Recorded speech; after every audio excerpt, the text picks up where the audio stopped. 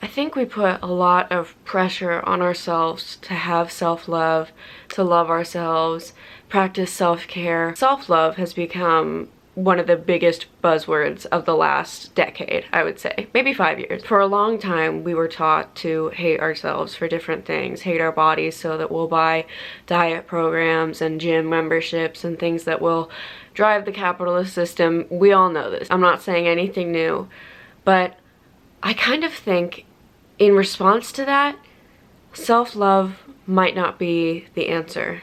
I think a lot of us put pressure on ourselves to love ourselves because now that's the big thing.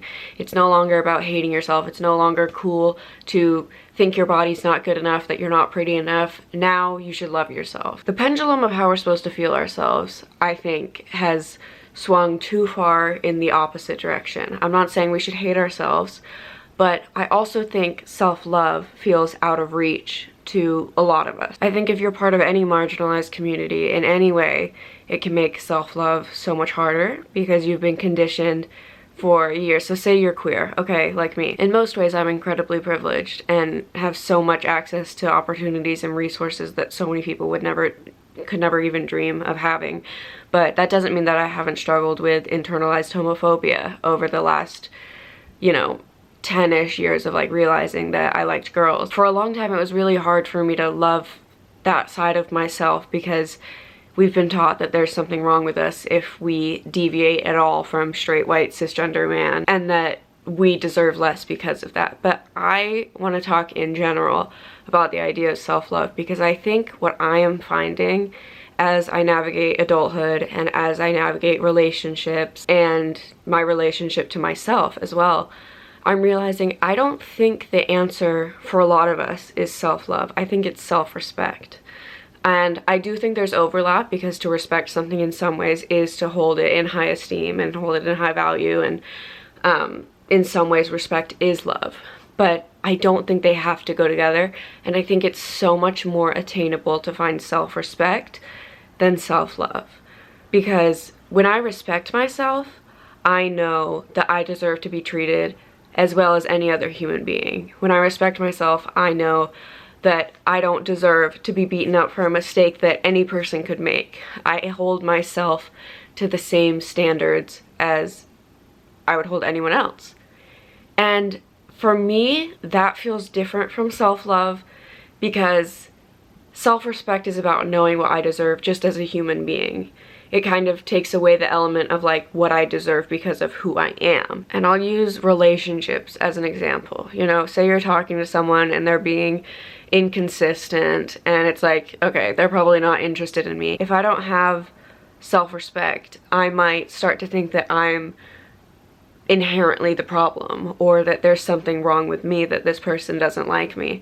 Whereas I feel like self-love is harder to maintain because obviously the way we feel about everything fluctuates all the time, and that includes ourselves. And I think for me, the pressure to love myself kind of pushes me further away from loving myself because it feels at times so unattainable. It feels like something that's not really an option for me, but something that does feel doable is self-respect and knowing what I deserve as a human being and knowing that I deserve rest. I deserve to be taken care of and have a healthy sleep schedule and eat healthy foods and exercise and do all of these things not because I love myself, but because I know I deserve these experiences like anyone else.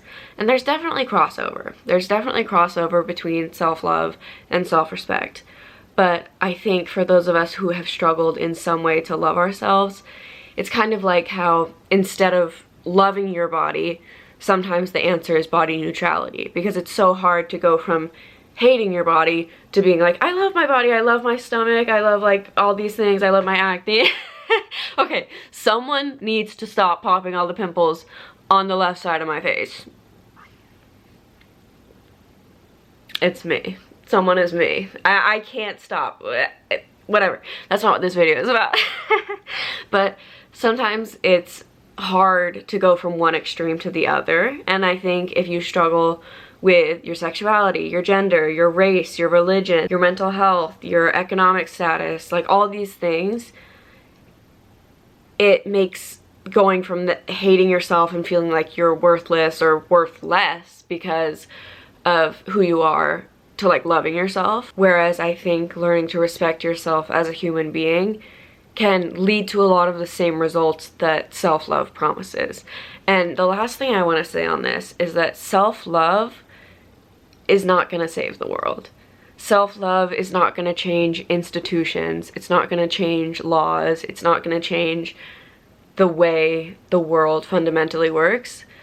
But I do think self-respect and knowing what you're worth and knowing what you deserve, regardless of if you love yourself or not. No matter how I feel about myself, I deserve to be taken care of. I deserve to eat. I deserve to be clean and hygienic. I deserve to rest. And none of those things change based on whether I love myself or not. And so if I'm guiding my life according to self-love and I struggle to love myself, I might not even be giving myself the basic needs that I deserve to have met. Whereas if I respect myself, I know that I deserve those things. And I know that that deservingness is not contingent on whether or not I love myself or whether or not I love my body. Anyway, so this is a little ramble on that. So I hope you enjoyed it. And if you relate at all, let me know. But I'll see you next time.